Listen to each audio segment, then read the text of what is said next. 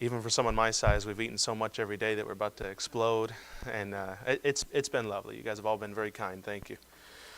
So my name's Diego, and I'm from Community Baptist Temple in Akron, Ohio, which is so far away. I'm sure nobody has heard of it.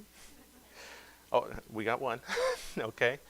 Well, I appreciate all the hospitality, like I said, and I'm from Akron, Ohio. I got saved when I was 9 years old. Got saved when I was 9 years old, and called to missions the same year, actually. And for a brief period when I was maybe 14, 15, and as dumb as all the other 14, 15-year-olds, I doubted it and other things, but for the most part, I've just been waiting for that chance to get on the mission field. When I graduated from the Biblical School of World Evangelism in Milford, Ohio, where they do Bearing Precious Seed, I went right into the mission field with Brother Jonathan. I went there originally as part of a program, as part of school, and I just kept saying, well, I'll stay another couple of months, and I've been there almost 4 years now. So, and then I found my future wife down there, and it looks like I'll be down there longer. So, I'm excited, but the reason that I'm trying to plan on, after we get married, come back to the U.S. and do some deputation and raise some more support, if you guys could be praying for me specifically, because we have enough money to rent, and I have a house I'm renting down there. I'm involved in a ministry already. I'm not going to language school. I've already learned enough Spanish that, within one more year, I'll be ready to start a ministry down there after getting married. We're just trying to earn enough money and raise enough money in the U.S. to pay for rent for a church building, essentially, and Bibles and that sort of thing. We already have everything else taken care of in terms of housing. So I have a little presentation here that's just real short. Well, not as short as it could be, I suppose. 6 minutes. I don't know if that's short or not. But if you want to start that, if you don't mind, it just kind of goes over some things from the ministry. And a lot of you might be familiar with it because it's the same ministry that Jonathan Bryan is a part of. But we'll just cover a couple things real quick to see. This is where we are. Home sweet home, like it says, right between the two warring parties of cartels. Right there is Zacatecas, right in the middle of the country. Absolutely beautiful city. I loved living down there. It was almost a shock to see such a beautiful city coming from Akron, Ohio, and going down to this colonial area. But down in the background, you see that church building down there.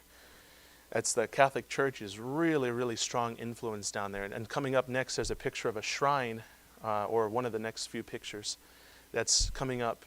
Right here, people put these shrines in front of their houses sometimes. I don't know if people are familiar with that here. This is the Virgin of Guadalupe in a shrine in front of the house they can pray to. And then this is Bere, one of the girls in the children's home. I love working at the children's home. I think if I had to say where my heart was in missions, it would be I love working with children. I feel like there's a story, I want to say it's from D.L. Moody. He says we had 2.5 people saved today. And someone tells him, 2 adults and a child. He says, no, the other way. It's the other way around. Because they have their whole life in front of them. You get a chance to save a child. You get a chance to lead them. And I understand that's not how God sees it. There's still a soul, adult or child. I understand that. But in my heart, it feels like I'm doing something more if I can get a child to start following God and they can do it their whole life. Then you got a little bit of extra time there that they could be serving Him without having that period of getting distracted and going off into the world. I really love it. I mean, they call me sometimes Uncle Richie because it sounds sweet, but my name's not Richie. They're doing it because they think I have money and they want to ask me for ice cream. Ask me for ice cream, sweets, and candies. And this is Jonathan pretending to be a frog. I love working down there. I know you guys have probably seen a lot of these pictures or similar ones from Brother Jonathan. In the background, actually, you can hear Brother Jonathan as he's leading his church and singing, and I don't know if you recognize his voice. That's Brother Jonathan right there. I love it, though.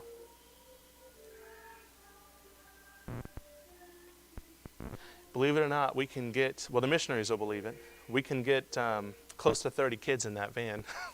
Close to. There we are. All in one van. That's why we got to replace the shocks. This is right near where Brother Jonathan's church is, right in front, actually. You can't see it in that picture, but he's right in that area. And then once a year, we take the kids down to a camp in Guanajuato with Brother Lacey Wheeler. That's where this is at here. So we go down there, and the kids have such a great time. That's another thing that we're involved in down there is we have, essentially there's 3 or 4 ministries with this whole ministry. There's the Pastor Brian's main church, which I help with. And then there's the children's home for the girls and the boys. And then aside from that, there's, I don't know how many of you are familiar with Brother Rafa Ibarra. He's also got another church down there, and he's connected to the same ministry. Brother Jonathan actually started that church. Not this one, but Brother Rafa's church. And then we have a church that we started out in Calera, which is a little bit between, it's between Fresnillo and Zacatecas. There's a place called Calera, and we started a church down there. This is from the missions conference. That was a fun time. So down in Calera, we have a ministry as well. And then when I get down there, I'll be getting married in 2 months to a young lady from Brother Jonathan's church, doesn't speak English, Lucy Mendez. And we will be planning on starting a church ourselves within about a year because we have to raise some support first. This is also from the same missions conference. And then next up, I think we have some pictures from Calera, so you guys can see that as well. Coming up here pretty soon. This was Children's Day. That's a lot of fun. Church was completely packed that day. This is Lucy.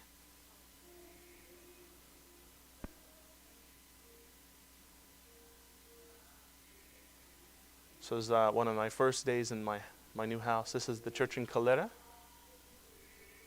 We painted that building in one warm afternoon, me and Brother Don. Picked the sandiest day of the year to do it, I think, too.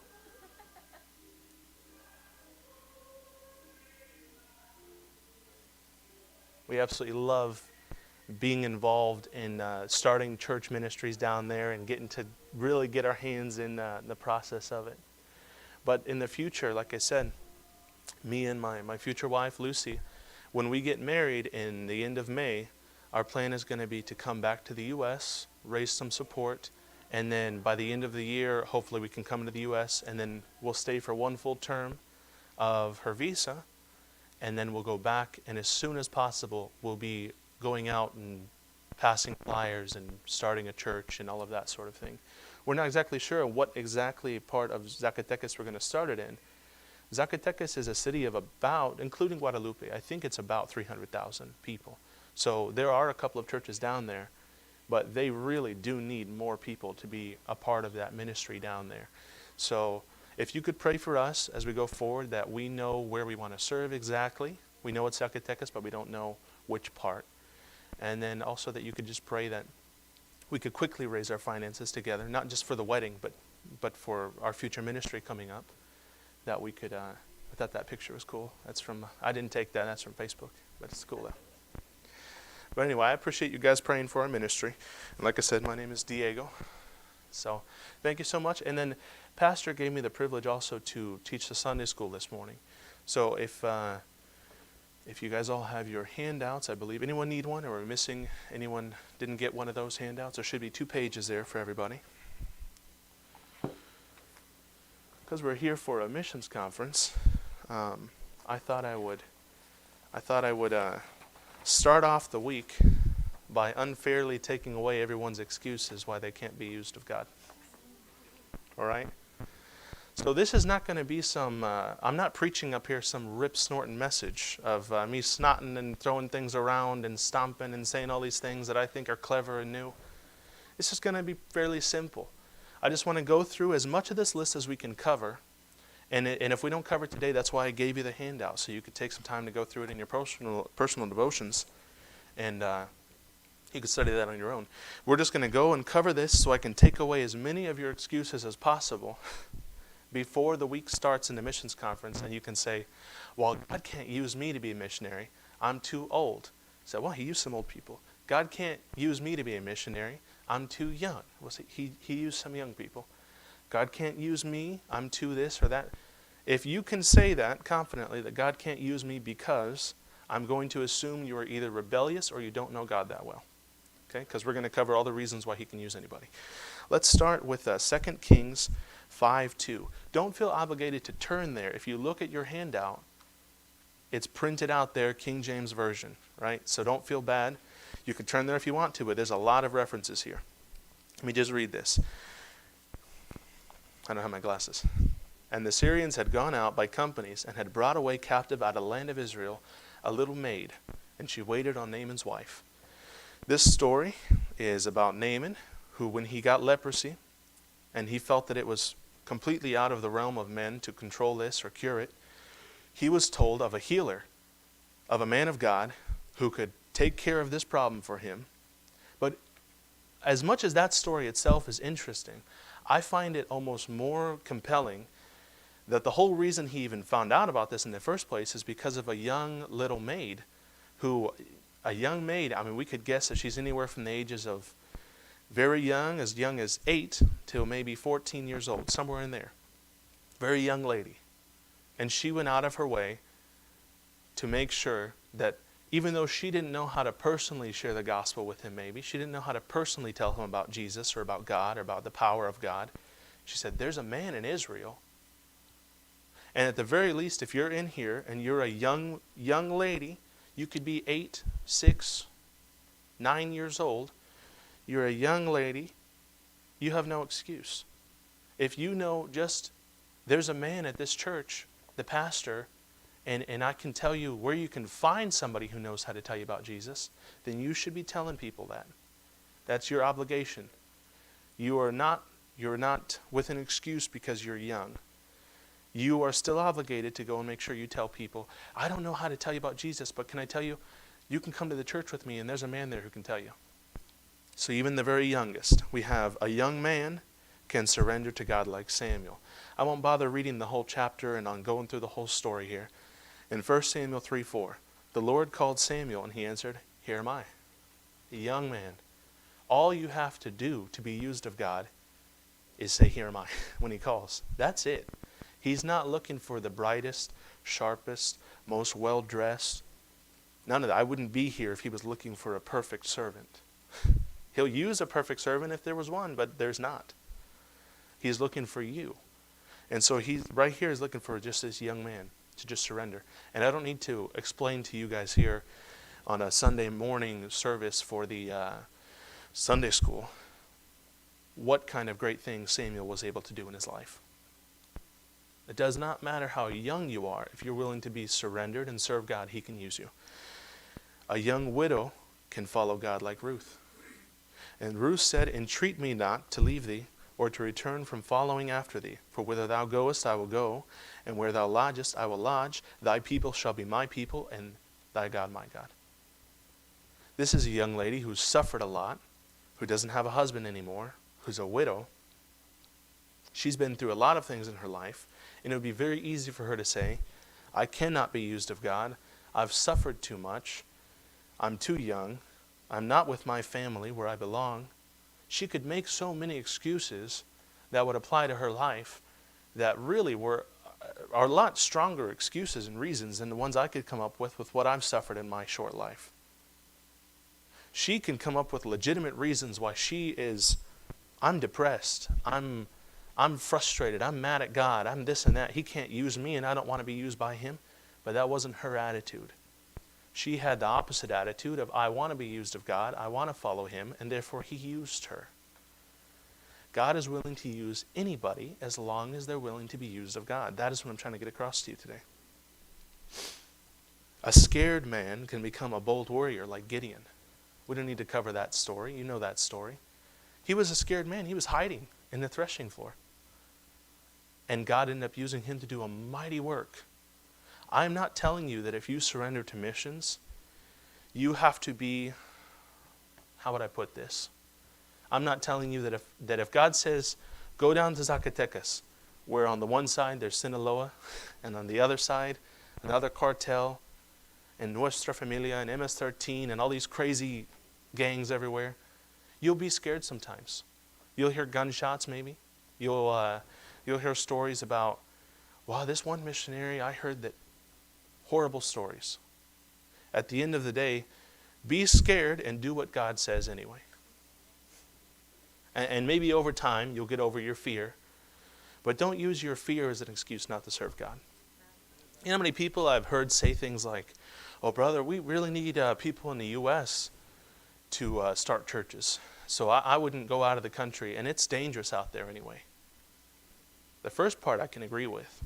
But if your reason for not wanting to be a missionary is, brother, it's dangerous out there, I would just like to point out that the safest place for a Christian is in the center of God's will. And if you're outside of that, you're way more dangerous sitting here than you would be in Zacatecas, because you're not where God told you to be. If you're sitting here and you're willing to say, I'm a Christian, I love God, I want to serve God, although I have some caveats. God, you can call me anywhere, anywhere, anywhere. But if you call me to North Korea, I'm not going, it's dangerous. Then you are not surrendered to God. You're not walking with God. And dare I say, you don't respect God, if that's truly your attitude. So let's take away that excuse. Because a God who can use 300 to defeat a whole army can protect you no matter where you are. And if it's your time to go, it's your time to go. Also, let me say that. If you hear me talk about this in Sunday school, and then later you hear, that young missionary thought he knew what he was talking about, and then he got killed by the cartel. No, I do know what I'm talking about. God will protect me up until the point where his glory is more magnified by my death. And he'll do whatever gives him the most glory. And that's his choice. That's his right. And I'm okay with that. And so we have to just follow him and do what's next. And the excuse of, well, I'm scared. Well, who isn't sometimes? Do it anyway. Okay? So a scared man. This was a good one here. I had some people kind of give me some pushback on this, so I'm going to explain it a little bit. A reluctant and a rebellious missionary like Jonah can see God bless his word. Can I tell you that in the Bible, God says that his word won't return void? I've heard this. I don't know if you've said this in your heart, but I've heard people say, brother, I would go out soul winning. Would go. People when they say would, I would, are so kind in their hypotheticals. All right? I would go out soul winning. But here's the problem. I don't really have an attitude of service. I'd be going out with a false heart, and God doesn't want that. I tell you what, I'll just stay home because I don't really want to serve God, and he would rather me serve him with a pure heart, and I'll just stay home then. No, he'd rather you get your heart right and go, actually. He doesn't want you to just, well, brother, I'd go to church, but tell you what, I got a bad attitude this morning, and I think I just need to, God wouldn't want me there. I'm not, no soy digno, as Brother Don says. I shouldn't even be there. I'm not worthy of it. I'm worthless. If you're going, it's better than just staying in one spot in disobedience. You can go and pass a tract out with a bad attitude, and somebody can get saved from that. That's what I'm telling you. It does. Your attitude does not control how much God can work. It doesn't. Now, if you're in open rebellion against God, you'll have your consequences. He was swallowed by a whale. Hopefully, it doesn't happen to you. But you deserve it, right? So you'll still have your consequences. I'm not saying you won't. I'm saying share the gospel anyway. It's obligatory. It doesn't matter if you wake up in the morning. You know how many times I've woken up in the morning down in Zacatecas? I'm a missionary. And I've said, I would rather lie here all day long than go out of the house to do anything. Yeah, missionaries will have days like that. You might have a season of almost depression for a week where you just, the weather changes, I haven't been eating right, I haven't been sleeping good, and I miss my family, and whatever it could be. You don't feel like doing a thing. God could say, go down to the center and pass out some tracts, and you say, I don't want to do that, God. And you're in open rebellion. But then you go to the gas station later in the day, and God says, hand out a tract. You've already decided, I'm being rebellious today, I'm not going to do it. He's given you a chance to serve him. Take it. Just do it. It doesn't matter the attitude you have in your heart. Your attitude can be corrected over time, but be sure that your actions, you have enough character, enough strength of will and character and obedience to follow God. Even if you can only do it in your actions, it's better than nothing. That's what I'm telling you this morning. It's better than nothing. Am I encouraging you to be a rebellious missionary? No. I'm saying you are obligated to serve God in this way, whether you have a good attitude in the morning, a bad attitude in the morning, whether you're tired, whether you would rather, you might even say in your heart, God, get someone else to do it. I'm going home. I got a slight headache and a runny nose. I don't want to be here. That's all it takes for us. I'm telling you, God can still use a missionary like that. It's better than nothing. You can correct your attitude over time. But what you cannot correct is missing a chance to give someone the gospel, and you might never see them again. Give them the track with a bad attitude. I don't care. Give them the track is what I'm telling you. Share the gospel. A young orphan like Esther can be used to save a nation. These young children that we're with, not all of them are orphans, okay?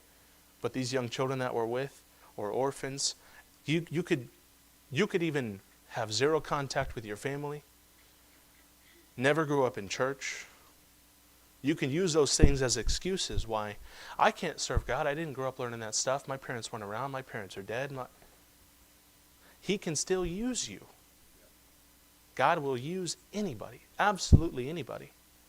If you're willing to be used as a missionary by Him, He'll use you. There is no limit. God can use an old man and his wife to bring Him glory like Abraham and Sarah. An adulterer and a fallen man can become a man after God's own heart like David. Do you understand the levels of up and down in David's life when you read his story sometimes when his walk with God? But he's called a man after God's own heart. The sin, the wickedness that he let into his life, and then he'd go back to God. Don't think because of something that you've done in your past, God can't use you in your future. Absolutely untrue. God can use a lying harlot who repents like Rahab. I'm telling you that if you are or were in your past a wicked, horrible woman, God can use you. Does not matter to Him in regards to your future. Doesn't matter. He'll still use you. She was in the line of Christ, by the way, so He did use her quite a bit. A killer can become a leader of God's people, like Moses. Let's not forget he murdered somebody. That's the Moses we're talking about. He was a murderer. He killed somebody. I'm telling you today that if you're sitting here and you are a murderer, God can use you in a great way. You should probably stop killing people. That's the first step. But He can use you. He will use anybody. A denier of Christ can become a powerful preacher like Peter. He denied Christ. Who was preaching at Pentecost? Peter. It doesn't matter what happened in your past. It doesn't matter if at work you're the one when people say, man, those Christians are crazy. They were knocking on my door the other day. I got some tract from Harvest Baptist Church, whatever that is, and you say, yeah, they did that to me too. And you deny being existing in the same realm as us other Christians. You don't want anything to do with it in that moment. You're embarrassed. Later on, God can still use you. Just be willing to be used of God. Doesn't matter if you've denied Him, if you've rejected Him, if you've scorned Him. He will accept you and He wants to use you as a missionary, as an evangelist, somebody who's willing to preach the gospel. I'm not just talking about He will use you as in you'll still be able to get into heaven, you'll still be a Christian. Yeah, obviously. We know that God can allow you into His grace and mercy and into His fold of sheep no matter what your sin is. I'm telling you, He can use you in ministry despite what you've done in the past. He can use you. There are some things that you can do where maybe you're not going to be a preacher. But there are other things that you can still do in ministry. Me and Brother Don were talking about how he was here last night cleaning the fellowship hall until after 11 o'clock p.m. I'm sure he could have used some help. He had someone here who was working with him. I can't remember who. But something like that. That's part of ministry too. God can use someone like that who's willing to say, yeah, I'll sign my name on a church cleaning list. I'll be involved in ministry in the way that I can. I'm not going to use an excuse of I'm too old, I'm too young, I don't have a car, Somebody will help you. You can be involved in ministry in some way, some small way. You can share the gospel in some small way. If all you ever do is go to doctor's appointments, share the gospel with your doctor. That's what I'm telling you. There is no excuse that you can give that will be sufficient. That when you get to heaven and He says, How come for the past 10 years before you died, you didn't talk to a single person about my gospel, my precious gospel, that you claim to love so much and you sing about at church, and you never shared it with a single soul? And you say, well, Lord, I was old. And he says, well, I'm eternal, so I'm old too, and I shared the gospel. You're without excuse. You don't have an excuse. There is nothing you can say in that moment that will pardon the fact that you didn't share the gospel. Keep that in mind. There's nothing you can say. You're without excuse. A denier of Christ. God can give a man a second chance in ministry, like he did with Mark. If you remember, Mark left them as soon as they got to, what city was that? Do you remember? I can't remember. As soon as they get to the port, he goes back home. And if I remember right, in college, right? In college they teach you all these fancy things and show you all these maps and stuff. I think right when they arrive at that city, there's a big hill there. You can see it from the water. Sometimes I wonder if he got there and he saw that big hill and he was seasick and tired and missed his parents, and he thought, I'm not climbing up that giant hill to get over the other side. And he's the youngest. He's going to be carrying everything, right? He says, I'm going back home. So, hey, Paul, you know what it is? I'm seasick. I got a stomach ache, and next time I'll be with you. And he left them. But God still used him later. He says, he's useful to the ministry. Send him with me. It doesn't matter what you've done in the past.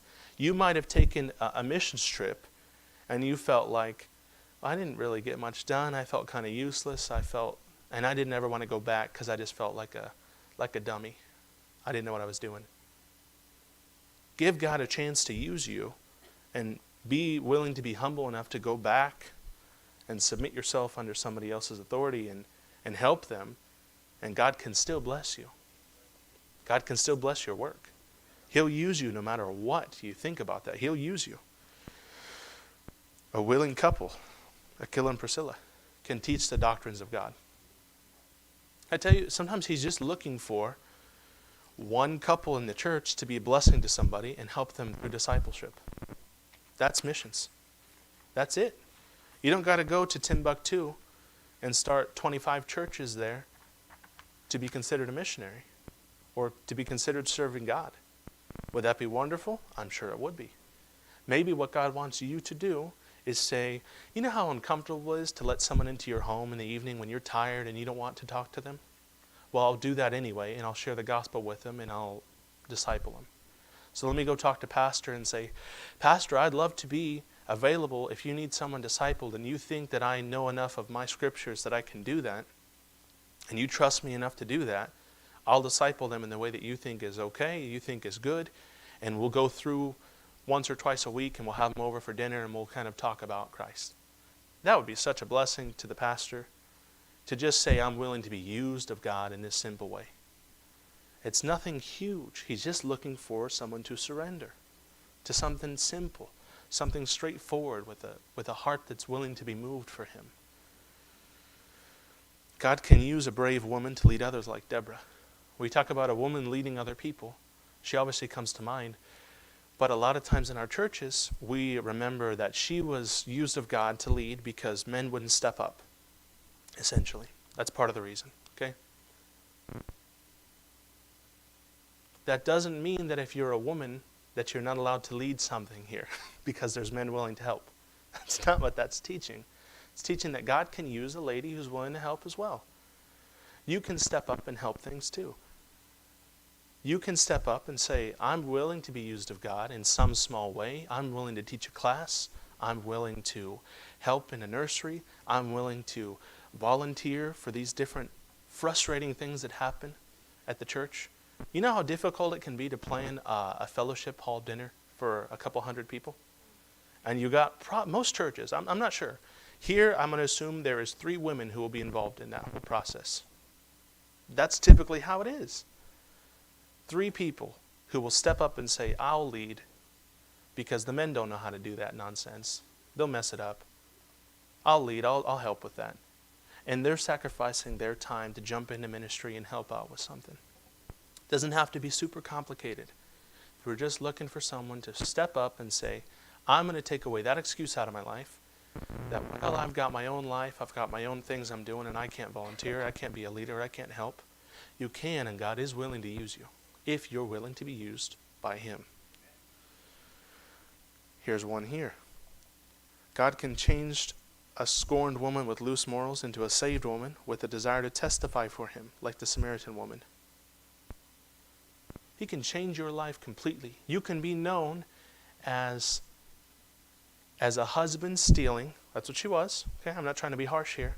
You can be known as a husband stealing, unfaithful, wicked, selfish, unpleasant to be around. She was there alone at the well without anyone else. Probably not because she was such a nice person. You can be going from that to a good testimony for God. He can erase that and use it to His advantage. When people look at you, they say, remember how she used to be, and now she praises God. Or you can continue in your sin as someone who's known as a horrible woman. This lady is probably a gossip, talking to all her 5 different families and all these things. You can go from that to someone who pleases God if you're willing to be used from Him. If you're willing to be used by Him. That's all He's looking for. Someone to listen to His gospel, surrender to Him, and say, God, I'm not perfect, but if you want to use me, I'm willing to be used. That's it. God can turn a demon-possessed man into a preacher. He can take someone who spent their entire life, not just not Christian, but completely opposed to the things of God, in hatred for them. And He can take that man and make him into a preacher. So don't tell me He can't take you, who might have sat here for the past 10 years, listening to the preaching of God's word with a smile on your face, and He can't make you a preacher. Well, I am not there. I'm not there, brother. I don't know enough about the Bible. I'm not there. I'm not at that level. It sounds to me like you just don't want it, really, if that's your excuse. Because if He can take this demon-possessed man and turn him into a preacher of the gospel, the only reason He can't take you is because you're more disobedient than this demon-possessed man, which is a huge problem for a Christian. Because realistically, if God can use a demon-possessed man with 1,000 demons crawling around inside of him, tearing him to shreds every morning, and get him to be in a position where he's kneeling in front of Christ and willing to be a preacher of the gospel and follow God anywhere, then why can't He do the same with you? The problem is you, not what God can or can't do. It's what are you actually willing to let Him do with you. God will use a depressed, and dare I say even suicidal man, if he just follows Him like Elijah. Because at one point he said, just let me die, Lord, let me die. That's about as close to suicidal as you can get without just saying he wanted to kill himself. So he was at least on the edge of that. If you're here this morning and you would say, there's been times in my life where I just wonder if it's even worth living, if it's even worth going forward. And I tell you that there's a man specifically in the Bible who felt just like you, and he was used as a prophet of God. If you're willing to be used of God, He'll use you. There is no limit on that. God can use a lying, fighting womanizer who repents like Samson. We know his story. You say, God didn't use Samson. He died in the end. Yeah, but he was also used against the enemies of Israel, and it said that in his death, he did more for God than in his whole life. So he was used of God. I'm not telling you you won't have consequences for your actions. That's not why I'm here this morning. I'm telling you that despite your consequences, if you're willing to be used of God, He's willing to use you. God can bless the hospitality and faith of a prayer warrior mama to bring forth a miracle like Mary, the mother of John Mark. They were praying in the house. Let's see here. And when he had considered the thing, he came to the house of Mary, the mother of John, whose surname was Mark, where many were gathered together praying. She made her house available for prayer in a time of great need in the church. And because of that, a miracle happened. That's all she did. Something crazy happened. He's thrown in jail. Paul's thrown in jail. And she said, what are we going to do? Everyone's saying, what are we going to do? What are we going to do? And she says, well, everybody come to my house. And I don't know if she said, well, I'll make something to eat for you guys and we're going to pray. That's all she did. That is all God asks of you sometimes. You know how stressful it is to invite a whole bunch of people into your house? If you're willing to overcome that situation and say, it's hard for me, but I'll do it. I'll be the one who says, you know what, pastor's going through a surgery and then, we're all worried. Let's everyone come to my house and we're just going to pray. That can do something. That maybe is how you can be involved in ministry. Just being a woman who's willing to say, I'll be the one who has to vacuum the carpets and clean all the crumbs out of everywhere and wipe the table off again at 12 o'clock when everyone finally goes home. I'll do that because maybe it'll change the life of my pastor or my church. If you're willing to do that, God will use you. Let's see here. If you're willing to do that, God will use an older woman. And I put she's at least 84. I'm going to guess she's older than that because it says, and she was a widow of about 84 years. Now, I take that to mean she's been a widow for that long, but it could mean that she is that old and she is a widow. Either way, she's an older lady, 84 years old, and she was a widow of about 84 years, which departed not from the temple, so she didn't use that as an excuse to not be in church. I'm just throwing it out there. But served God with fasting and prayers night and day. And she coming in that instant gave thanks likewise unto the Lord, and spake of him to all them that looked for redemption in Jerusalem. So this 84-year-old woman was going soul winning, I would say. Right? With her, I'm going to assume she wasn't in the best of health. Is that fair? She's 84 years old. She probably was sore, tired, but willing to go and tell the gospel. She departed not from the temple either. She didn't use her age as an excuse not to go soul winning and tell the gospel. She would tell it to anyone listening, no matter how hard it was. She was known for this. So don't use this as an excuse either. A female business owner like Lydia can be a blessing to the ministry and a man of God. She made her house available to the man of God, despite if she had children to take care of, a husband to take care of, a business to take care of, employees to take care of. She had things to do. She was a busy lady. She had her own business she was running. She didn't use that as an excuse not to be involved in ministry. She said, I'll still be willing to be used of God if he'll use me. A godly grandmother can set an example that guides a family for generations. 2 Timothy 1:5. When I call to remembrance the unfeigned faith that is in thee, which dwelled first in thy grandmother Lois and thy mother Eunice, and I am persuaded in thee also. All she did was have unfeigned faith. She was just faithful and shared the gospel with her daughter who was faithful, who shared the gospel with her son who was faithful, and that was Timothy. And that changed the world where they were at. A grandmother being faithful, you can change the entire trajectory of your family in the future. And I like these examples that talk about just the woman, because a lot of times people will say, well, my husband doesn't come to church. He doesn't. I get that, and we'll pray for him, and we love that he wants to come here, and we hope that he does one day. But even just you being faithful can change the entire trajectory of your family. God will use a brave, calm-headed, and obedient woman like Abigail in spite of how her husband feels about God and his man. Her husband was wicked. 1 Samuel 25:33. And blessed be thy advice, and blessed be thou, which hast kept me this day from coming to shed blood, from avenging myself with mine own hand. Who's speaking there is David. He blessed this lady, Abigail, because she calmly spoke the truth to the king of Israel, the rightful king of Israel, and kept him from doing something he shouldn't have done. And her husband got what was coming to him still. Okay, I'm not going to spoil the story for you. You can read that. But God used this lady despite who her husband was and how much he hated the things of God. You could have a husband that doesn't want anything to do with the church, hates it even when you come here. You almost can't even talk to him about the church because he hates it when you're even here. But you can come here and you can be faithful, and God can bless you and your family because of just your faithfulness, regardless of what he does. Don't use that as an excuse not to get involved in ministry. God can use you still.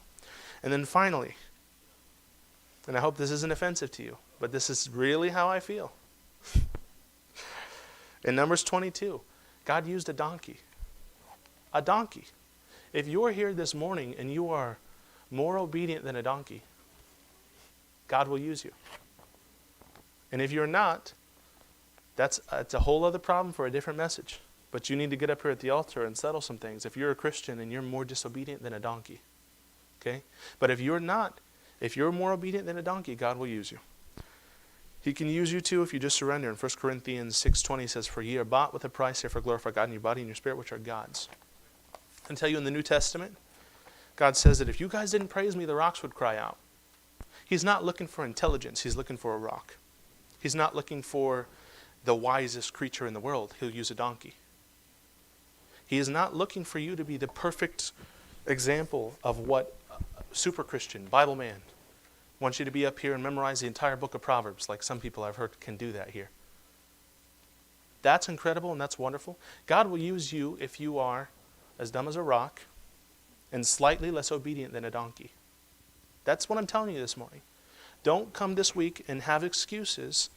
God can't use me because of this, this, this, and this. If you're willing to be used,